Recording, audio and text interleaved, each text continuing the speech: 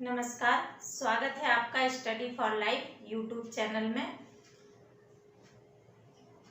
अभी जो हमारा वीडियो है अब ये इंटरव्यू के लिए बनाया जा रहा है। इंटरव्यू में किस किस तरह से पूछा जाएगा आज हम उस पर बात करेंगे। कल हमने एक इंट्रो के लिए इंटरव्यू का वीडियो प्रोवाइड किया था, उसे भी आप लोग देखिएगा, उसमें कुछ कुछ बात कही थी हमने। आज से इंटरव्यू की श्रृंखला हम स्टार्ट करेंगे। शाम में आपको ये वीडियो उपलब्ध रहेगा और इंटरव्यू में किस तरह से क्या पूछा जाता है फिक्स तो कुछ होता नहीं है, क्योंकि सिलेबस निर्धारित नहीं है। इंटरव्यू का पर्सनालिटी टेस्ट होता है, तो ये तो नहीं कहा जा सकता कि क्या पूछा जा सकता है। पर कुछ पिछले इंटरव्यूज के आधार पर जो अभी तक इंटरव्यू हुए हैं और होते हैं, उनके आधार पर जो निष्कर्ष निकाला जाता है, उनके इस तरह के प्रश्न पूछने की संभावना है। उन्हीं संभावित प्रश्नों पर हम आपसे बात करेंगे। तो आप हमारी इस इंटरव्यू की साक्षात्कार की श्रृंखला में जरूर जुड़ें और खास तौर से जिनका सब्जेक्ट हिंदी साहित्य है वो अवश्य इन वीडियोज को देखें और अन्य लोग भी देखें। तो हम कुछ वीडियोज में हिंदी के प्रश्न बताएंगे, कुछ में अन्य प्रश्न भी बताएंगे जो जनरली पूछे जाते हैं। जैसे कभी पूछ दिया जाता है कि आप जो बिंदी लगाते हैं ये क्यों लगाते हैं, इससे नुकसान भी हो सकता है। इस तरह की बहुत सारे प्रश्न होते हैं जो आपको की पर्सनालिटी से लेकर होते हैं, उन पर बात की जाती है। तो हमें उनके क्या आंसर देने चाहिए। जैसे मुझसे पूछ लिया गया था कि आपके तो हस्बैंड जॉब करते होंगे, पैसे की तो आपके पास समस्या नहीं होगी, फिर आप क्यों तैयारी करें, फिर आप क्यों जॉब करना चाहती हैं। तो इनके भी आंसर हमें देने होते हैं एट ए टाइम। ये प्रश्न, इस तरह के प्रश्न भी पूछ लिए जाते हैं। तो आपसे इस तरह के भी जो प्रश्न हैं उन पर भी हम बात करेंगे।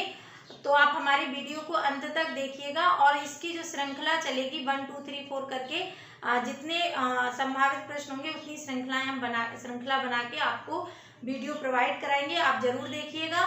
और दूसरी चीज, आपने अगर हमारा चैनल सब्सक्राइब नहीं किया है तो प्लीज इसे सब्सक्राइब कर लीजिएगा, बेल आइकन दबा दीजिएगा, ताकि इतने सारे लोग जो 1142 लोग सिलेक्ट हुए हैं, बहुत सारे लोगों तक ये वीडियो पहुंच जाए, उन लोगों को लाभ मिले। वो आपके ही साथी है, माना आपके कंपटीटर हैं लेकिन फिर भी आपके साथी ही हैं, तो उन तक पहुंचाइएगा। और आपको पसंद आए तो आप इसे लाइक शेयर करें और जो भी अपने सुझाव हों वो कमेंट्स बॉक्स में जरूर लिखें। तो आइए आज हम बात करते हैं साक्षात्कार श्रृंखला पर। साक्षात्कार BPSC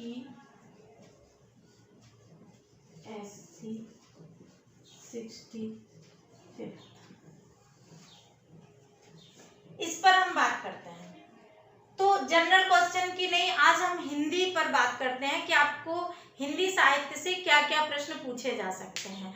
हम हर रोज श्रृंखला देंगे आपको और हिंदी साहित्य से रिलेटेड जितने प्रश्न बन सकते हैं इंटरव्यू में, हम जितने संभावित प्रश्न हम समझ सकते हैं कि पूछे जा सकते हैं उतने प्रश्न आपको प्रोवाइड कराएंगे। 100% की तो गारंटी कोई नहीं ले सकता, क्या पूछेगा ये तो इंटरव्यूअर ही जाने।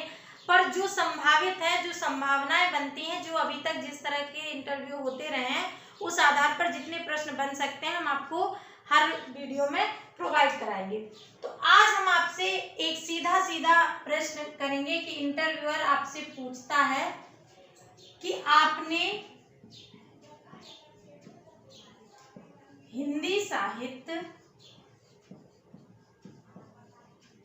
साहित्य ऑप्शनल क्यों चुना।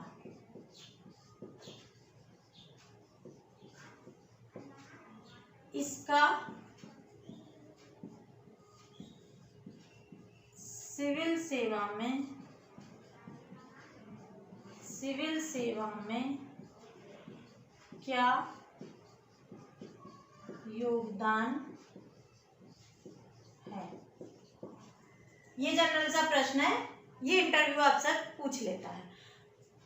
मैं ये नहीं कह रही हूँ सिर्फ यही पूछेगा, लेकिन ये प्रश्न पूछा जा सकता है अगर आपका हिंदी ऑप्शनल है तो, और जिसका हिस्ट्री ऑप्शनल है कोई और है उससे भी ये प्रश्न किया जा सकता है। पर चूंकि आज हम हिंदी साहित्य पर बात कर रहे हैं तो हिंदी साहित्य पर बात कर लेते हैं। ये प्रश्न आपसे पूछा जाएगा जब आपने हिंदी साहित्य ऑप्शनल क्यों चुना, इसका सिविल सेवा में क्या योगदान है। तो आप सीधा सा सरल तरीके से आंसर दीजिएगा कि सर ये हिंदी साहित्य बहुत रुचिकर है। ऐसा न लगे आप काल्पनिक आंसर दे रहे हैं, जो आप सोच के चुनते हैं वो भी बताइएगा। बहुत रुचिकर है। दूसरा, सर ये अंकदायी विषय भी है, तैयारी करने में आसान है, अंकदायी है, नंबर भी अच्छे मिलते हैं, इसलिए हमने हिंदी साहित्य चुना। ये किसका आंसर हुआ, आपने हिंदी साहित्य ऑप्शनल क्यों चुना, इसका ये आंसर हो गया। इसमें हमें इंटरेस्ट है, इसमें हम अभिव्यक्ति अच्छी कर सकते हैं, ये अंकदायी है और बहुत रुचिकर है, पढ़ने में हमें अच्छा लगता है, इसलिए हमने इसे चुना। उनका दूसरा प्रश्न होगा कि आपने ठीक है इसलिए चुना, लेकिन इसका सिविल सेवा में क्या योगदान है, सिविल सेवा में इसका क्या योगदान है, हिंदी साहित्य का क्यों चुना आपने। तो आप बताइएगा कि सर सबसे पहले बात तो ये कि जो हिंदी साहित्य जो सब्जेक्ट है या कोई भी साहित्य, सर साहित्य का अर्थ होता है क्या, सा प्लस हित। हमने आपको साहित्य का अर्थ बताया था, यानी कि जो सबके हित की बात करे, जो सबके हित की बात करे वो साहित्य कहलाता है। और सिविल सेवा में भी तो समाज के हित की ही बात की जाती है और साहित्य भी समाज के हित की ही बात करता है, तो कहीं ना कहीं ये भी उसी तरह जुड़ा हुआ है समाज से जैसे सिविल सेवक जुड़ता है सर। दूसरा, साहित्य पढ़ने से क्या होता है, साहित्य पढ़ने से हमारे अंदर संवेदनशीलता आती है। क्या आती है, संवेदनशीलता आती है। और संवेदनशीलता किसी भी समाज में कार्य करने का एक महत्वपूर्ण अंग है। संवेदनशीलता क्या है, किसी भी समाज में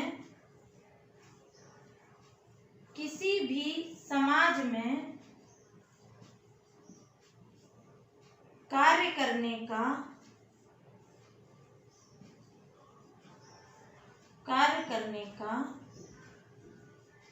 महत्वपूर्ण क्या है, अंग है। क्यों महत्वपूर्ण अंग है कि अगर आप कोई भी कार्य सिर्फ नियम कानून से करेंगे तो आप उसकी वास्तविकता तक नहीं पहुंच पाएंगे, आप समझ ही नहीं पाएंगे कि वास्तव में क्या है। जैसे कानून कहा जाता है कि कानून सिर्फ सबूत देखता है, कोर्ट में सिर्फ सबूत पेश होते हैं, सबूत के आधार पर निर्णय दे दिया जाता है, क्योंकि जज के सामने जो सबूत पेश किए जाते हैं उसको उसी के आधार पर निर्णय देना होता है। पर सिविल सेवक लोगों के बीच जाके कार्य करता है, तो वो सिर्फ लिखी हुई बातों के आधार पर काम नहीं कर पाता, वो सामने में भी समझने का प्रयास करता है कि हमारे बनाए हुए नियम से कहीं किसी का कोई नुकसान तो नहीं हो रहा। जैसे अगर यहाँ से कोई नहर निकालना आवश्यक है तो ठीक है, नहर निकाली जाएगी क्योंकि वो विकास का मुद्दा है, पर उस नहर से कहीं किसी का जनजीवन त्राहि तो नहीं हो रहा है, कहीं समाज इससे परेशान तो नहीं है। तो ये भावुकता के स्तर पर जब तक नहीं सोचा जाएगा तब तक वो सिर्फ किताबी आधार पर सोचकर उसको वहां से नहर निकाल दी जाएगी, तो हो सकता है बहुतों का बहुत नुकसान हो जाए। तो आप सामाजिक स्तर पर जाकर सोचेंगे, भावुकता के स्तर पर जाकर सोचेंगे तो सही निर्णय निकालेंगे कि ये जो नहर जहाँ से निकाली जा रही है वहां उचित है या नहीं है। तो इस तरह से भावुकता या संवेदनशीलता बहुत आवश्यक है, और साहित्य पढ़ने से हम संवेदनशील बनते हैं और हमें संवेदनशीलता आती है। बिना संवेदनशीलता के कोई भी कार्य सिर्फ नियम कानून से संभव नहीं है, समाज के हित में नहीं होगा। काम तो हो जाएगा पर समाज के हित में नहीं होगा। एक और चीज है, आजकल बड़ा फेमस है ये वर्ड, बड़ा फेमस वर्ड है इमोशनल इंटेलिजेंस। एक शब्द बहुत फेमस है, इमोशनल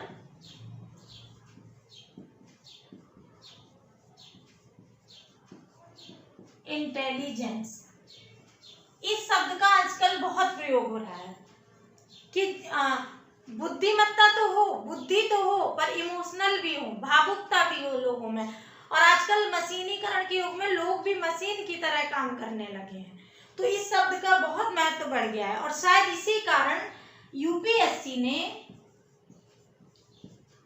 एथिक्स का अनिवार्य पेपर शामिल किया है। अनिवार्य पेपर शामिल कर दिया है परीक्षा में एथिक्स का। क्यों जरूरत पड़ी? क्योंकि लोग मशीनीकरण की तरफ जा रहे हैं। लोग मशीन ना बन जाए, मतलब मशीन बन जाए, देखने में मशीन नहीं बनेंगे लेकिन उनकी भावुकता खत्म ना हो जाए। इसलिए ही यूपीएससी ने भी सर एथिक्स का अनिवार्य पेपर शामिल किया है, और इमोशनल इंटेलिजेंस को बढ़ाने के लिए। और साहित्य हमें यही इमोशनल इंटेलिजेंस साहित्य हमें आसानी से प्रदान करता है। साहित्य से हमें इमोशनल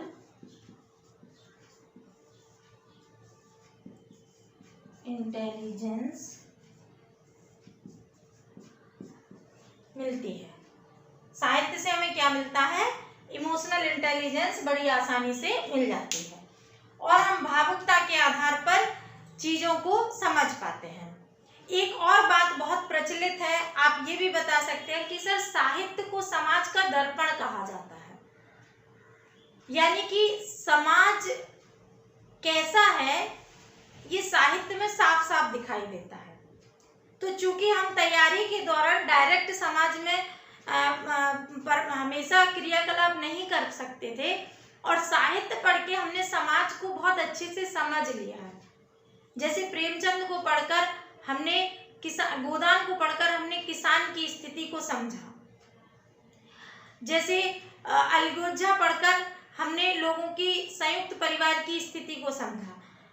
जैसे हामिद वाली कहानी ईदगाह पढ़कर हमने गरीबी और एक बच्चे की मना स्थिति को समझा कि किस तरह से एक बच्चा गरीबी और अभाव में रहकर अपनी उम्र से पहले बड़ा हो जाता है।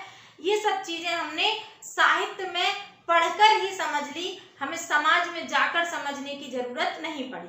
इसलिए जब हम काम करेंगे समाज में, तो उस गरीबी को, उस बच्चे के बचपन को, किसी बच्चे का बचपन न छीने, इस बात का ध्यान जरूर आएगा।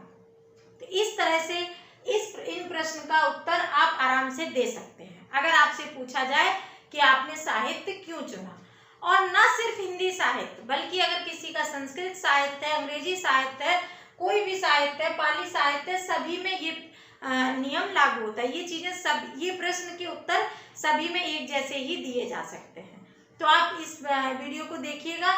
हम अगला वीडियो आपका अगले प्रश्न जो हिंदी के रहेंगे उन पर लेके आएंगे। आपको पर डे एक प्रश्न मिलेगा, पर डे एक वीडियो मिलेगा जिसमें उससे इंटरव्यू से रिलेटेड प्रश्न होंगे, साहित्य के भी होंगे और अन्य सब्जेक्ट से रिलेटेड। जैसे सब्जेक्ट क्या, पर्सनालिटी टेस्ट से रिलेटेड हम आपको प्रश्न प्रोवाइड कराएंगे, उनके उत्तर भी प्रोवाइड कराएंगे। तो आप ये वीडियो देखते रहिएगा, जुड़े रहिएगा हमारे साथ। धन्यवाद।